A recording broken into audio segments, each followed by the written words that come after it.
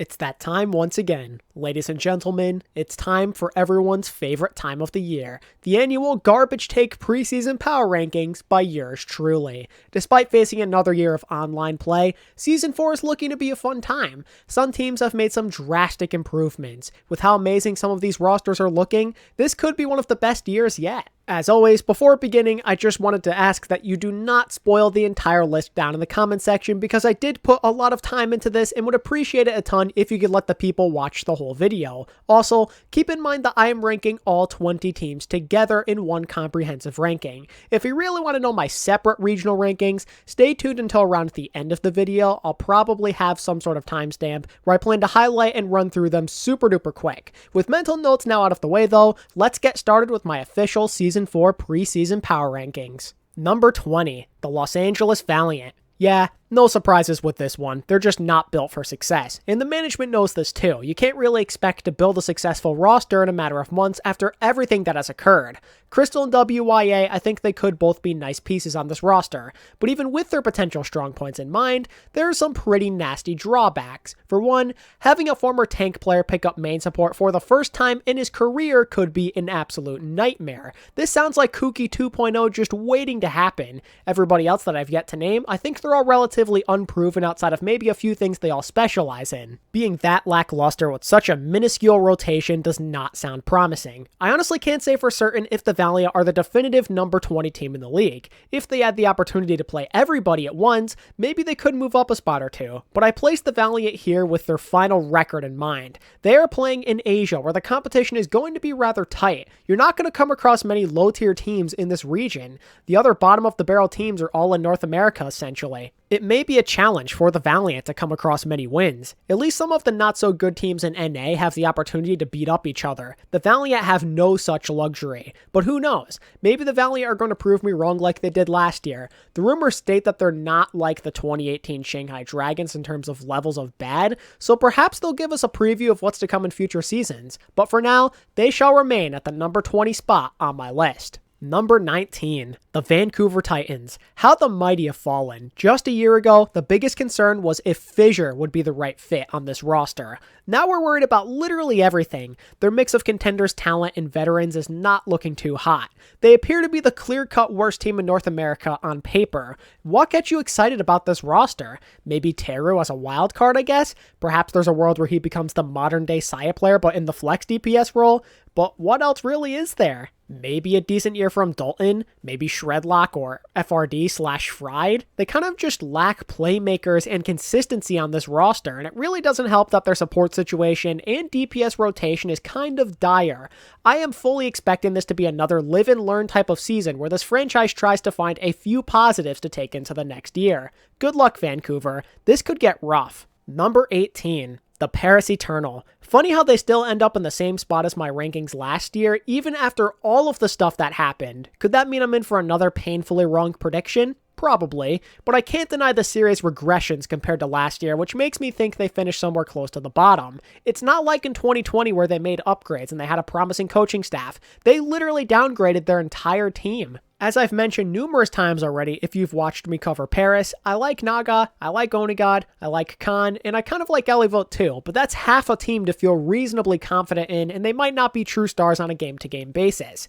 They can only do so much on their own if their supporting cast can't help them out enough.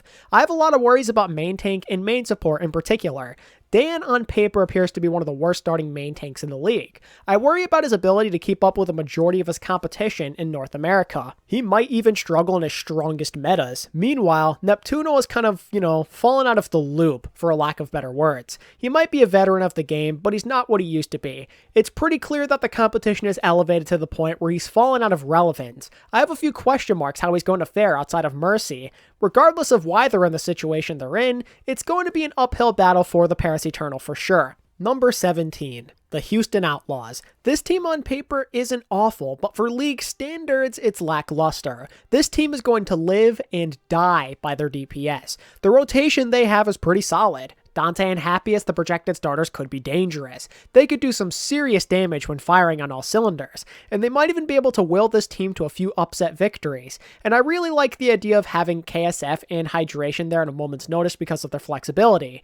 But everything else about this roster just doesn't give me that same level of confidence. All the rumors indicate that Piggy and Django have not been playing that great, and after what happened with the Valiant last year, I'm a bit more willing to invest into these so-called scrim bucks. And while I haven't heard any rumors about the support line, they're pretty mediocre on paper. Crimzo and Juby can only get you so far. This team just doesn't feel well-rounded enough. Sorry to say it, Houston fans, but another rough year could be ahead of you. Number 16, the London Spitfire. Now this is a team that I find kind of intriguing. They're attempting to go through the whole homegrown talent path thing. On the surface, they're not going to go far, but there's a lot of latent potential within this group. I commonly refer to them as the top team in my lowest tier of NA teams. They have some notable advantages over some of the teams I previously noted. Most notably would probably be the superior synergy factor.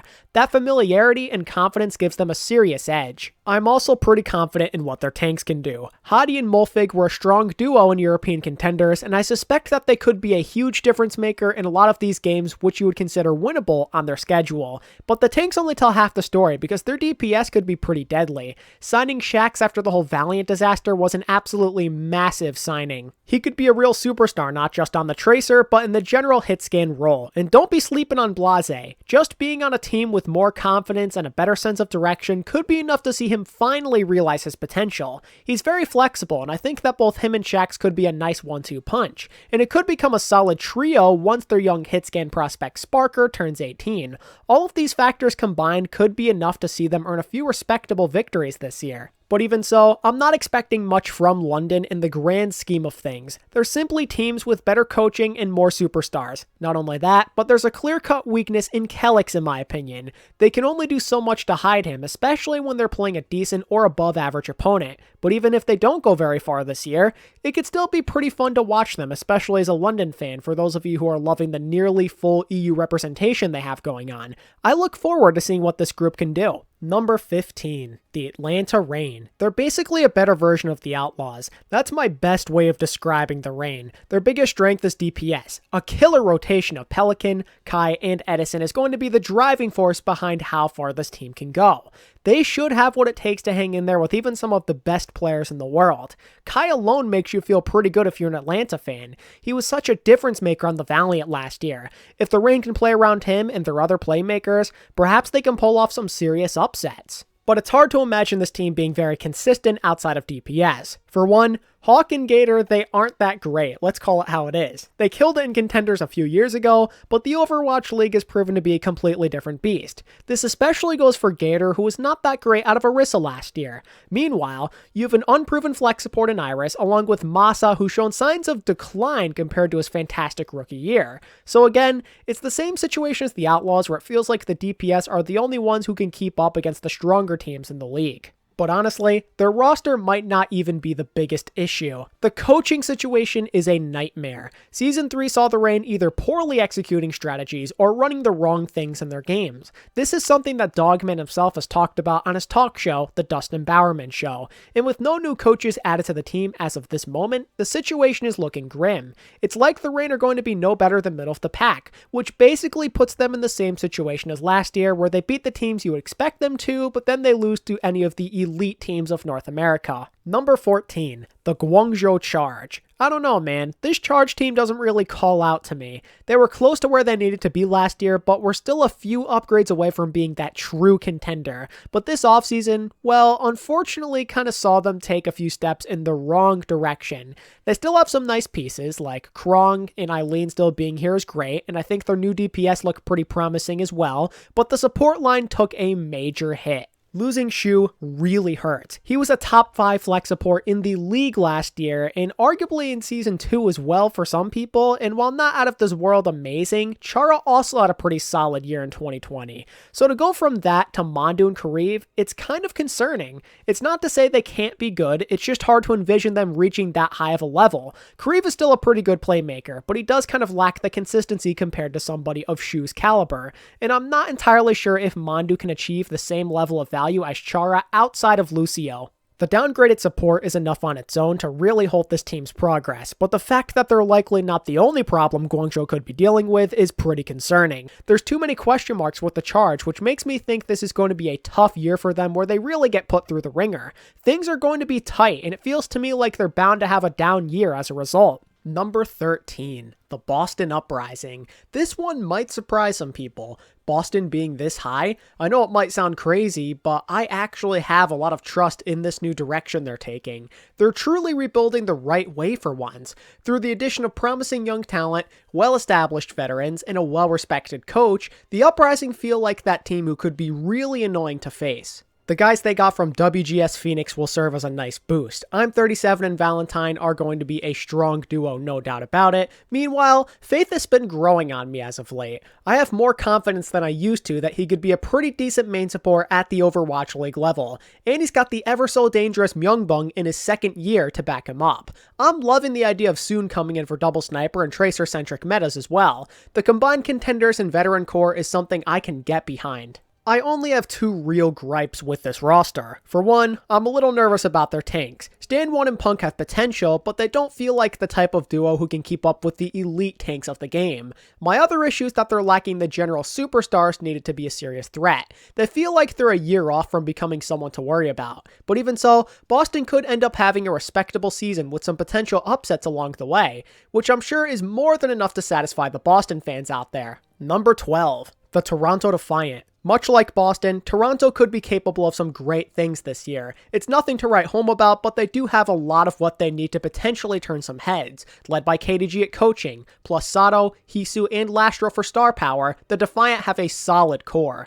They're who I consider to be the best mid-tier team in North America, and I believe they have the best shot of making a surprise playoff run if everything clicks. But the problem is their roster as a whole doesn't quite match up with the top dogs. How trustworthy are Michelle, Ansun J, Logix, and Neist? Michelle and Logix, I know they can be good, but there is no guarantee. This especially goes for Logix, who is known for being a streaky player. How reliable can he be in a high-stakes game? As for the rookies, they're not guys I'm incredibly high on. Neist does not feel like the best option at flex DPS. Ansun J though, I feel a bit better about him because he does have a bit more relevance as of late, but he's not at the same level as the star players of this roster, if you know what I mean. I worry how he's going to hold up against some of the premier main supports of the league. I will say though, if KDG can work his magic, this team could end up being something special. They just need a few things to click, because they already have quite a few reliable playmakers on hand. Now all they really need is for the question marks to stay out of their own way.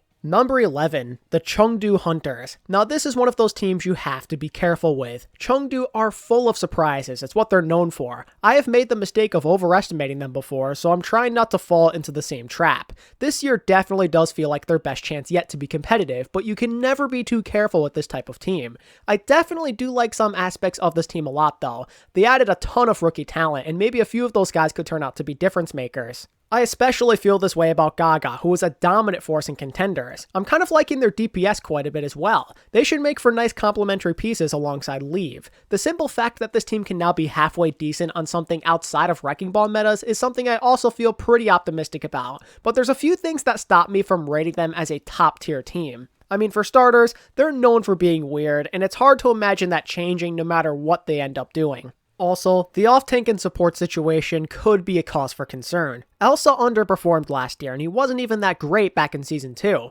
Let's say RUI gets him back on the right track. Can I reasonably expect him to be better than average? It really does not feel like it, especially with some of the off-tanks he'll be going up against on a regular basis in Asia. And I kind of feel a similar way about Nisha. It's the same situation, but at main support. Chengdu have a ton of upside, but a bit too many concerns for my liking. Number 10. The Seoul Dynasty. The divided opinions on them make me feel like smack dab in the middle is the perfect placement. I find it funny because I'm kind of on both sides. I'm not a complete believer, but also rate them a bit higher than most haters. They're somehow getting too much credit, but also not enough at the same time. Here's my opinion on Seoul. Given that their roster is largely still the same, it's clear they're capable of some pretty high peaks. But because they're still the same, that also means they're likely going to have a lot of low points. Despite making the grand finals last year, I can't help but worry about the inconsistencies. Sometimes Chengun simply cannot get his team to adjust. His team finds itself greatly depending on a good meta to go places.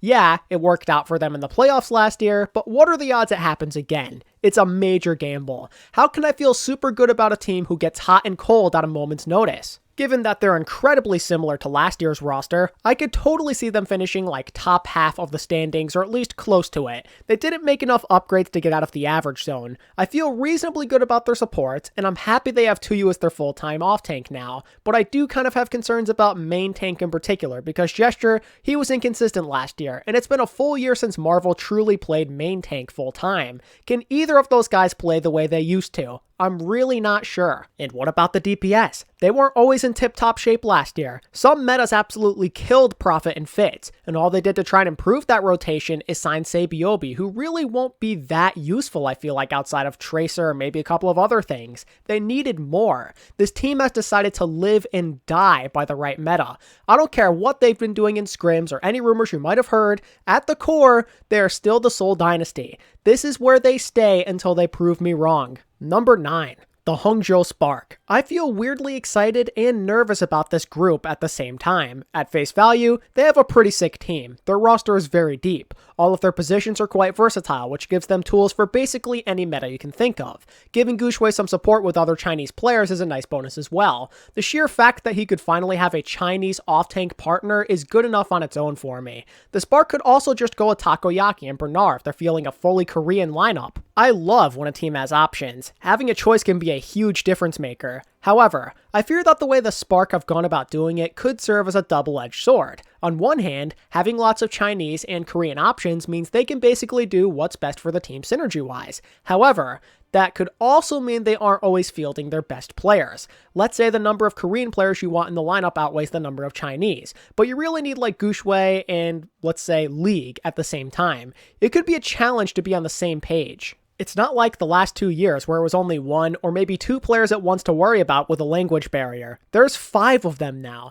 On paper, their options are very nice. They're solid from a pure skill perspective. But what happens when we dig below the surface? As much as I love their players, I fear a culture divide could keep this team from realizing their true potential. The Spark have a lot of challenges to overcome. So while the upside is fantastic, their season could fall off the rails very fast if they aren't careful. Number 8. The New York Excelsior. I know, I'm going back on my word here. I originally said this team is no better than top 9 in my team preview video from a month ago, but I've undergone a change of heart since then. The more I think about this roster, the more confident I feel. Despite starting over with so many young players, I'm feeling pretty good about them. Let's face it, a rebuild was absolutely necessary. 3 years of the same result and the same shortcomings is way too much. They honestly made the right decision. While a few of their new additions could be slight downgrades compared to what they were working with in the past, it's really not as bad as some people are making it out to be. Going from Mono to Yakpung and Animo to Friday are the only things that really stand out to me. But it's not like either of these guys are going to be terrible. Yakpung was fantastic in contenders, and Friday could be a really nice complementary piece next to Jonak. Maybe they'll have lower peak, sure, but they could still very much get the job done. Everything else has set them up for potential success. They desperately needed a coaching change, and they made it happen. They replaced Happa. They retained Jonak as well, and their DPS situation is looking fire. It honestly might be one of the deadliest rotations in the league. Ivy and this promising group of rookies is shaping up to be the backbone of this team. Everybody on this roster could be solid, but the DPS likely end up deciding how far this team can go. I believe the NYXL could be sneaky good. Maybe not a top tier threat, but somebody who could be annoying to deal with. Number 7. The Dallas Fuel. Boy, does it feel weird to call their name so late into a power rankings video. And to be completely honest, I don't have total confidence in my assessment of this roster simply because it is the Dallas Fuel. High hopes are usually met with broken dreams with this particular franchise. But if there was ever a year to break the cycle of misery, this would be the one. An Element Mystic alumni core plus Fielder could be the answer to their prayers. Dallas are going all in. They spent a boatload to assemble this roster. This year has to be the one where they post results. There is no excuse. It's now or never. And honestly, they might have what it takes. Hanbin and Fearless have top tank line in the league potential. Exy, Sparkle, and Doha offer explosive playmaking. Jexay, Fielder, and Rappel, they offer a wide range of options at support. Then you have Rush, who is a fantastic coach. And most importantly, this is a close group who should have pretty good synergy. But will it be enough? If Dallas are going to go far in the playoffs and regular season tournaments, the meta is going to have to line up perfectly. Because if we're being honest, there's going to be some situations where Dallas falls behind. Most notably would probably be any time where they have to play heavy wrecking ball, tracer, or double sniper compositions. Dallas are in one of those situations where they'll likely be competitive, but not always necessarily to the highest degree. And it is that consistency which makes me not want to put them any higher than number 7 on this list. Number 6. The Florida Mayhem. For some, this may seem kind of weird. How could I possibly rate Florida higher than Dallas? Well, to be completely honest, it's kind of just a gut feeling. For some reason, deep down in my heart, I trust Florida to do slightly more. I think they're a bit better equipped to deal with more situations. Dallas might have the higher ceiling, but the Mayhem have the better stability. But of course, there's a big what-if factor behind this placement, and I think you all know what I'm talking about. This all greatly depends on one man. OG. If he plays the way he did on the Gladiators or the later stages of his career on Dallas, then it could mean big trouble for the Mayhem. I definitely am worried about how he performs, especially in those Orisa-centric metas. But for some reason, I trust the Mayhem to take care of him. I believe in Kuki to work his magic. If he can't, the Mayhem definitely do take a hit on how far they can go. But let me tell you, Florida could be in for a solid year if OG gets it together. There won't be a ton of exploitable weaknesses at that point. But even if OG does not play absolutely amazing like he did during the early stages of his career, Florida could still be pretty decent. They have everything else they need. If Yaki, Game Nunjin, BQB, and Gargoyle continue to progress, the Mayhem are going to be scary, and I fully expect them to. I'm a big fan of upgrading main support with Slime and having a third DPS option and Checkmate off the bench as well. However, I don't consider them to be true title contenders. The general concerns I have make me think that they're going to be no better than top 4 in North America. Starting off the top 5 is none other than the Philadelphia Fusion. I understand the offseason was pretty brutal for this group. They lost some vital pieces from that 2020 campaign, but even so, they held together a bit better than I thought they would. Most of the main core is still around. Carpe, Alarm, and Funny Astro are all respective superstars. And now there's a few more superstars joining the mix. Ivy and Sato were great, but Mono and Rascal could realistically be just as good. That basically leaves Philly with a core full of studs. And while he doesn't possess the same ceiling as Hisu, Shockwave is pretty capable. The Fusion are absolutely still dangerous. They very well could be competing for the top spot in Asia on any given day. But unfortunately, it's hard to imagine them being as dominant as they once were. And that's due to a few factors, both of which are pretty obvious, I would say. For starters, going from Fury to Poco really hurts your title aspirations. Poco is genuinely a solid off-tank who should be able to hang in there with a fair amount of his competition, but he's no superstar. He's not at Fury's level. He's noticeably worse on a few different characters. I'm worried he's going to be exploitable against the tougher teams in those critical do-or-die tournament and/or playoff matches. The other thing that kind of worries me is the coaching change. It's not to say that 9K is not capable, he's just never coached at this level before, and he does have some pretty big shoes to fill because KDG was a genius last year. It will be very difficult to match what that man was able to pull off. Those two factors make me think that Philly competing for a title is going to be a bit more difficult this year. They're right there, but exploitable weaknesses aren't going to fly against the big boys. Don't get me wrong, Philly should have a pretty solid season. There's so many pieces in place which make you feel very optimistic, but outputting another campaign of last year's caliber is going to be a challenge. Number 4. The LA Gladiators. What can I really say about LA that hasn't already been said? This roster is very stacked. Once again, the Gladiators went all out during the offseason, but this appears to be their best haul yet. The upgrades they made at support are tremendous. Shu and Moth have best support line in the league potential. That alone is going to make the Gladiators immensely better, but now you combine that with Birdring coming off a career season and Kevster 1 year better. That could be a scary combination. We're talking 4 starters who could all be considered top tier at their respective positions. But I won't lie, I do have some worries in the back of my mind that prevent me from ranking them any higher. For one, the tanks might not be at the same level as everybody else on the team. I love Space, and I think Muse has a ton of upside, but could they really assert their dominance over a premier tank line? I don't really love their chances all that much. There could genuinely be a tank diff in some of those critical matches against other contenders. My other problem is that the coaching situation remains largely unchanged. Most of you know my opinion on DP at this point. He's just alright, and Season 3 showed that adaptation has been a real struggle for him. So what is going to happen when the Gladiators face off against a title contender? Will they be able to keep up in a battle of wits? DP might have all the pieces he needs, but I don't entirely trust him to put it all together. Their potential disadvantages prevent me from believing they'll have a top 3 record, or win the region for that matter. However, they still should be outputting a solid season nonetheless. Number 3, the Washington Justice. I totally get it, this might be kind of risky and ridiculous in some people's eyes. Putting the Justice third when they have Bebe and Closer at support could be a really dumb idea. And yeah, maybe it is, but I can't get over the absurd upside this roster possesses. I mean, holy moly, Mag Fury could be something special at tank. And what about the DPS? Decay very well might be the number 1 DPS in the league this year, and you're backing him up with some pretty insane options. I mean, they basically have everything under the sun.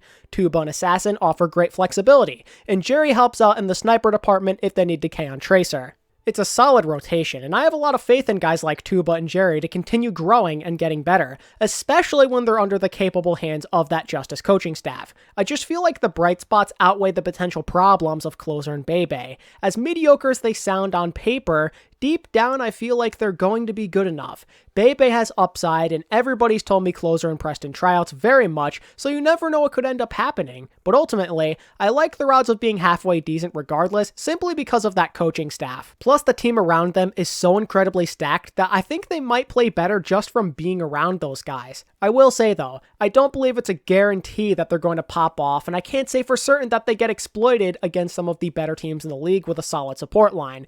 It could be the thing which keeps them from winning a championship ultimately, hence why they are no higher than 3rd on my list. Number 2, the San Francisco Shock. Traditionally, I like to put the team who wins the championship on top of these things, but I'm not really feeling it this year. More on why a bit later. For now, let's talk about how awesome the Shock are, because guess what? They're still one of the favorites to win the title. Again, they're clutch, they're experienced, they're well coached. New faces or not, they still have arguably the deadliest support and take rotation in the league. And while the DPS took a bit of a hit, they're still incredibly strong with the likes of Striker and Glister teaming up. I see absolutely zero reason why they would not be a top team in the standings once again. It's true that this team has never won their division before, but it's only a matter of time. Rules are meant to be broken, and the Shock know that all too well with how cheese some of their rosters have been in the past. The system is too clean. They have the winning formula down to a science. With everything pretty much being the same, they should defeat most of their competition without too many issues and will probably qualify for most, if not all of the tournaments.